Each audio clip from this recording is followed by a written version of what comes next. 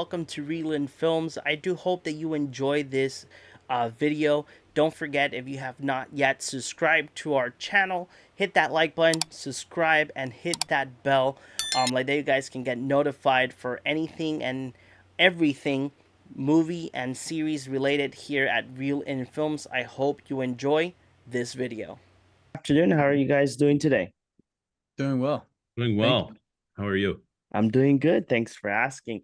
So today we're going to be talking about your film Petro that's going to be in Slam Dance. And I gotta say, it's very interesting take on how the politics work in Colombia, because I think everywhere politics work differently as well. Like in my island here in Puerto Rico, it works as well differently. you. But the main focus of your documentary is not only about politics, it's how as well Colombia is divided in people that do want change and people that just want to maintain everything as it is moving forward. A very big example is like here in my island in Puerto Rico. One year we wanted our governor to be out, and when the elections came in, we chose a different person, but with the same attitude as the person that we got out. So what Mhm. inspired you both to bring this documentary to the world? What inspired you to bring it to us? Yeah, I mean, I think that we recognized that Petro was a kind of generational politician who had run for president twice before and lost, but a left-wing progressive had never won the presidency in Colombia. And I think what drew us to the story was really that there was the possibility of this kind of seismic shift ideologically in a country that is historically right wing or maybe center right, depending on who you ask. And so, I think that combined with his personal history and his whole political trajectory since the 1980s and early 90s, we really felt like there was an opportunity through this presidential campaign to kind of revisit the past, both in terms of his biographical story, but also in terms of the political history of the country, to kind of combine that with the campaign and tell this multifaceted story about the history of the country and what really led up to this moment in 2022. Okay. And Trevor, you being part of the project as well, what drive you to just be part, sitting down with Sean and just be part of all this project? Yeah, so Sean and I have known each other a really long time. We were actually sixth grade summer camp roommates, and we also studied together in college briefly. And we have made it was in college that we had the chance to make a couple student films in Colombia. And we were introduced to Gustavo Petro through a very close mutual friend of ours who's also a producer on the film named Julian Espinel. And his family really had created this refuge in their home in Washington, D.C., where we're all from, where people sort of largely on the left or human rights workers in Colombia who had been threatened or exiled, or people who were just trying to come and meet with people in Congress, et cetera, would come and they would meet there or they would live there. And that's really where we encountered Petro for the first time. And it was also where we had the opportunity to go to Colombia, make these early films that inspired me to both have an interest in Latin America and Colombia, but also just the filmmaking process. So it's just something I've kept an eye on for a long time. And when Sean called me and told me about this poll that he had seen that showed that Petro was looking to do well in the presidential election, it just was sort of a light bulb moment where we both realized this could be a great opportunity to investigate some of these themes that have interested us for so long through a very exciting election story. Was Were there any challenges, Sean and Trevor, to find the footage, as well with the while you're watching the documentary, there's a lot of controversy behind Petro, and not only controversy, but I mean that there was his family was in danger in certain points. Were there any challenges while you guys were trying to, film the documentary and as well as acquire the footage that you see on the documentary? Yeah, I mean, this was the most challenging project of our whole lives, I think, at least in our film careers. I almost quit the project twice, um, because of how insane it was in terms of just us trying to thread the needle and, like you're saying, get the access we wanted. All of the running around, trying to raise money while we were making the film. We didn't come into this with some, rubber stamped budget from Netflix or a streamer, where we were just able to hire production services and just have everything, the red carpet rolled out for us. It was really Trevor and I scrapping to raise money as we went along. And then, convincing people that we were the right people to tell the story, that we were committed to it, that we were going to do it in a responsible and ethical way. And then the huge amount of archival that we had to uncover. And luckily, we had a great team of archival producers. Um, starting, we started with one person and then we ended up getting two more just because of what a massive undertaking it was. And, sometimes in Colombia, you'll be looking at a copy of a tape from, 30 years ago that might not have the best resolution. And so, you're constantly kind of trying to find better versions of stuff, or, does this archive maybe have other material that we could use? And so, when we started out on this film, I really was anticipating that it would be like 70-30 or 80-20 in terms of the verite to archival. And then the archival ended up, really becoming almost like a third of the film because of how much historical context we wanted to bring into it.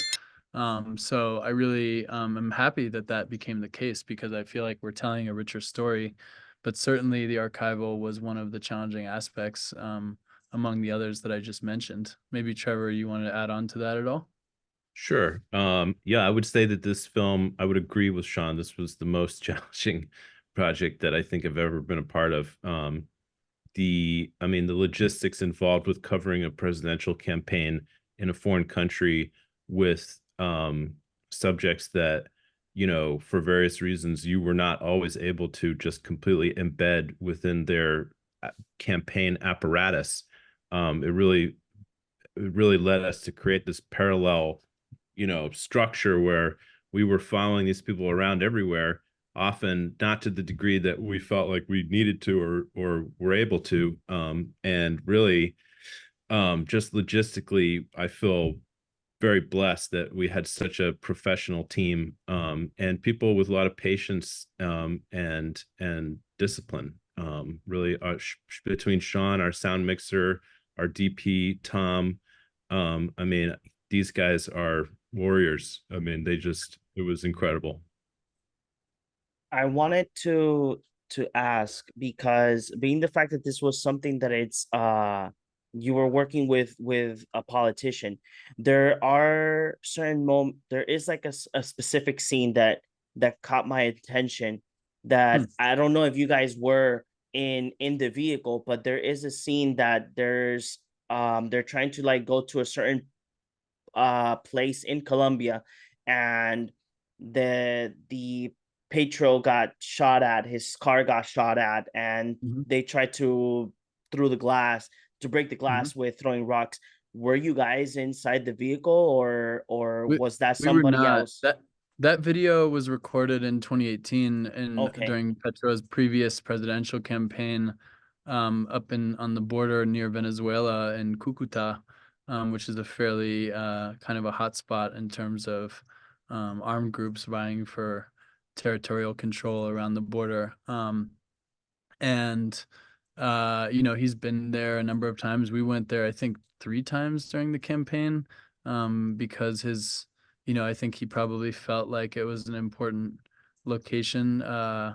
But just like any part of the country, it's highly polarized. And so when he took that trip there in 2018, there was an attempt on his life, where they shot at his car and were also throwing rocks. And um, the whole forensic investigation after that incident ended up becoming mired in kind of like the murkiness of what had happened.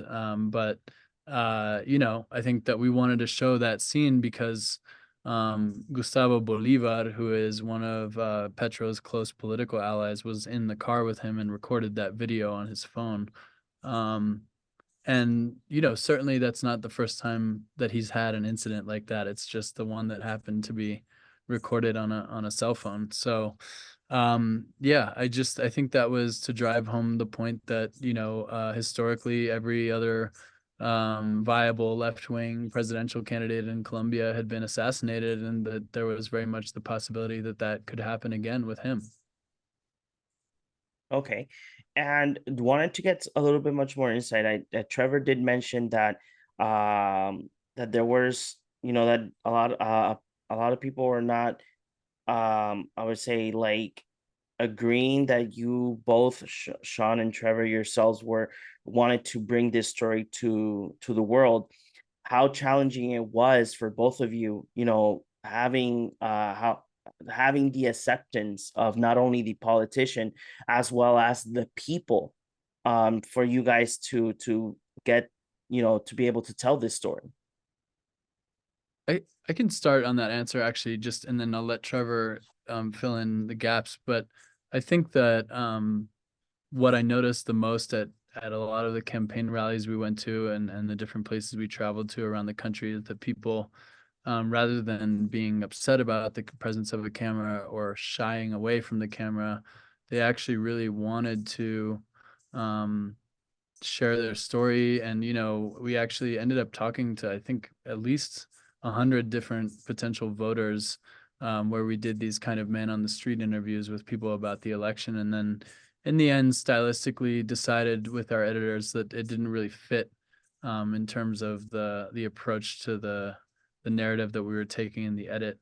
But it was fascinating to kind of take the temperature of the electorate by talking directly to voters, and people were really eager to express their views because you're talking about communities that have suffered a lot over the decades of the conflict, and also looking at the kind of macro perspective of the problems that the country's been facing economically and politically. And so I think that, for me, it was really important to get as close as possible to the kind of grassroots of the political campaign and of people, who were there to support Petro, and also talk to the people who were there showing up against him. We interviewed a number of supporters of Fico and Rodolfo Hernandez, who are the other two candidates in the election. And I think those people were just as content to tell me about their hatred of Petro as the people who loved him were to tell me why they loved him. So, yeah. Yeah, I think just to build on what Sean is saying, it was a challenge to get people in the United States, for example, to care about this story. I think Sean and I agree that this story is a story with universal themes that are a lot of people, audiences all over the world can have a takeaway from. But in the United States, it can often be difficult to get people to think outside of what is in the English language world, or what's really just only happening here. So building a network of both people who helped fund or even work on the film with us, I think was a challenge, but ultimately very fruitful. And yeah, Sean and I are always committed to a journalistic ethos where it's important for us not to make propaganda or work that's looked at as hagiography. We want to include a diversity of voices and critical voices, and I think that we've made an effort to do that in this project. Was the choice of keeping the documentary full Spanish with subtitles, both your choice, or was it something or were you planning to have it fully narrated in English? No, I think we always knew that it would end up being predominantly in Spanish. I mean, there were a couple of people that we spoke to in Bogota who could easily have done their interviews in English, but the story just really wouldn't have made sense with a narrator. And in general, I feel like our style is not really one of leaning towards using an omniscient narrator. I think that can oftentimes, unless the narrator has a personal connection to the story, it feels like that feels like a technique that's usually reserved for like broadcast documentaries and TV segments and that kind of thing. And so I don't love the word cinematic, but we were trying to achieve something a little bit more in the vein of the film world rather than kind of the broadcast journalism world. Even though we do employ talking heads in the film and we use title cards, I think that in the end we're trying to make it as close to sort of verite driven film as possible. And I think that an omniscient narrator would have taken us out of it a bit, and in particular a narrator in English would have taken us out of it even more. So yeah, I mean, it's a Spanish language story, and I think it was important to stay true to that. How was it for both of you when you guys landed in Colombia and followed Pietro? What was your experience while filming? Can you give us a little bit much more insight on how difficult it was, or if were there any language gaps between Spanish and English? Yeah, I don't think the language barrier was as much of an issue because we've been working in Latin America for a long time and we speak fluent Spanish. And I think more so the challenges were logistical and access related. And so, we were lucky to work with a couple of really great line producers in Colombia, Alvaro Vasquez Miranda and Cesar Rodriguez from a company called Vaya Films.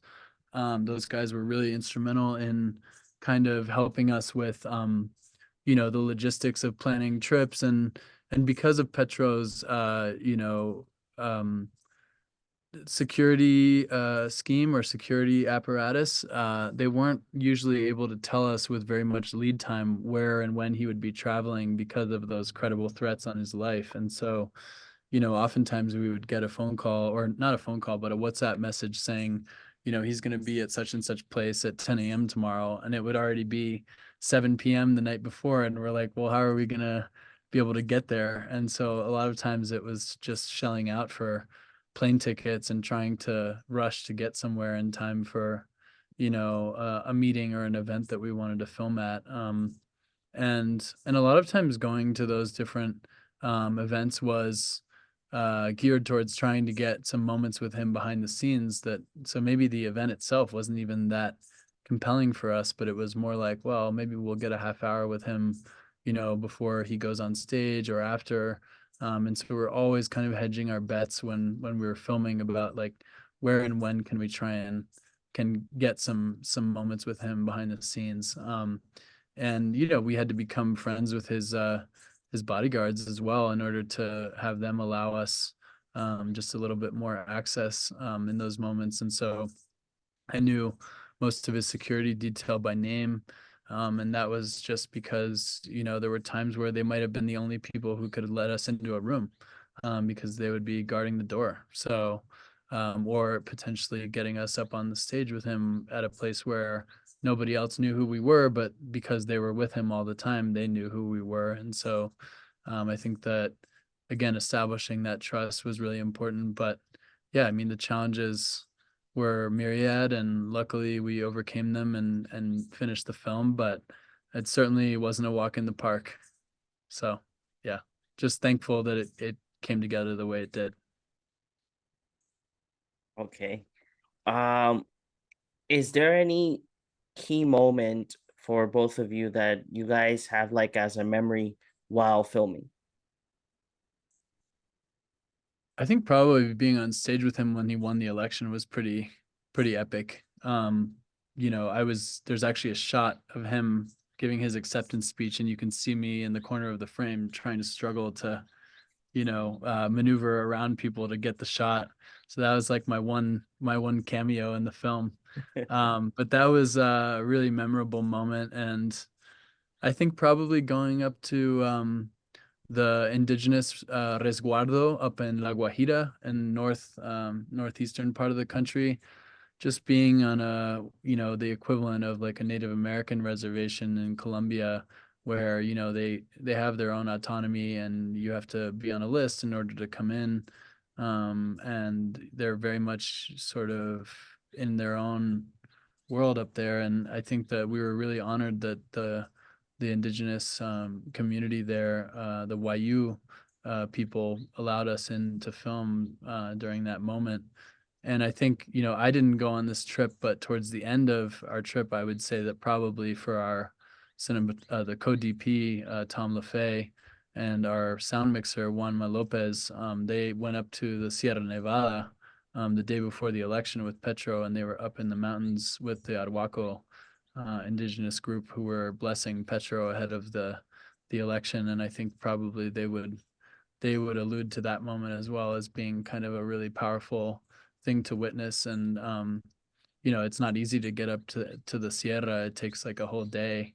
It's kind of going up the mountain to get into the places that they were in. So it's hard to encapsulate. It's like almost a year of running around all over the country, and it feels a little bit like a dream now, to be honest, but definitely had a lot of memorable moments. For me, I didn't spend as much time there as Sean and the rest of the team did. I was sort of going back and forth. But I spent about, 8-10 weeks total in Colombia on production.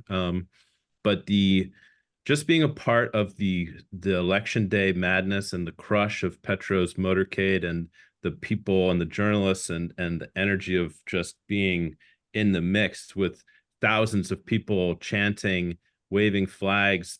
Our co-DP Tom says that this movie was made with your elbows, because you just have to get these people out of the way to get the shot. And, sometimes I would be right behind him. And it was really intense. There's a moment where on the general election day, you see Petro coming out of his voting station and stepping onto the roof of his bulletproof car to wave to his supporters, and you just feel the energy of the day.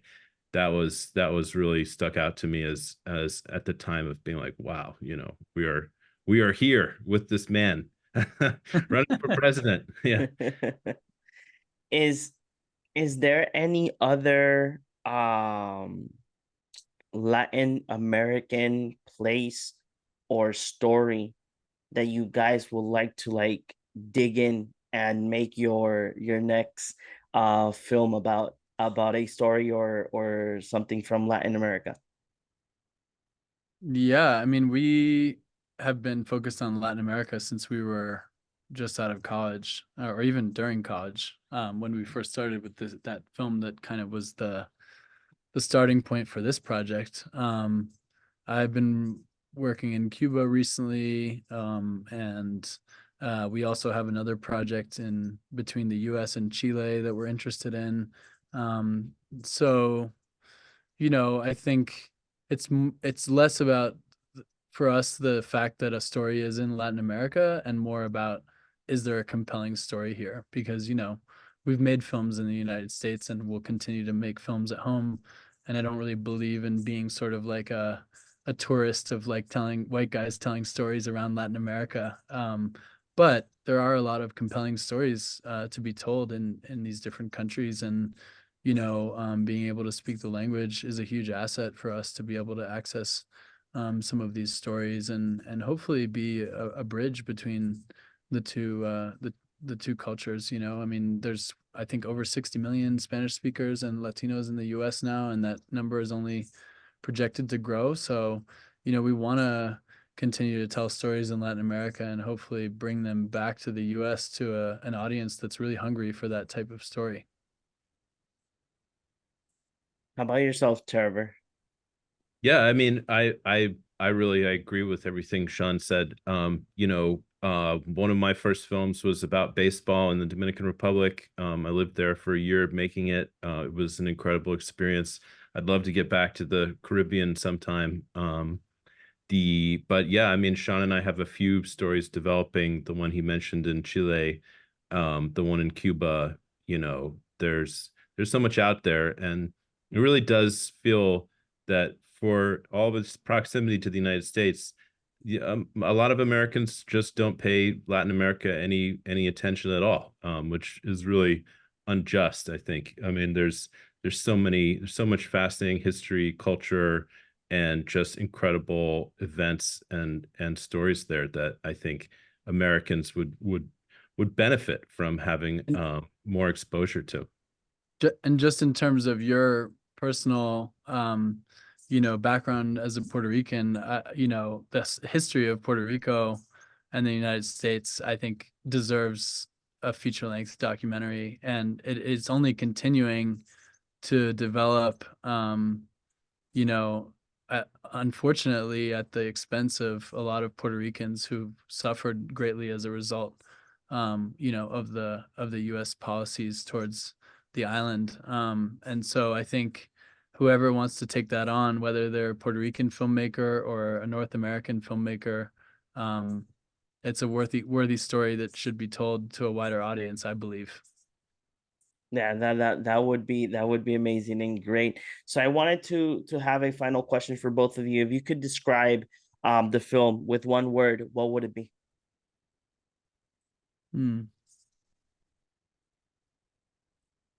Trevor? I would complicated, complex Okay, in a good okay. way. That's 4 words, but I'm doing my best. I would say historic. That's amazing. So, Sean, Trevor, thank you very much for giving us the time here at Real In Films to talk about your film Petro, and I hope that we get to see more, and hope that we can get to sit down here once again and talk about another project or film that you guys have brought to the world. Thank you so Thank you much. so much. Appreciate Appreciate your it. time. No, thank you both. Thank you very much.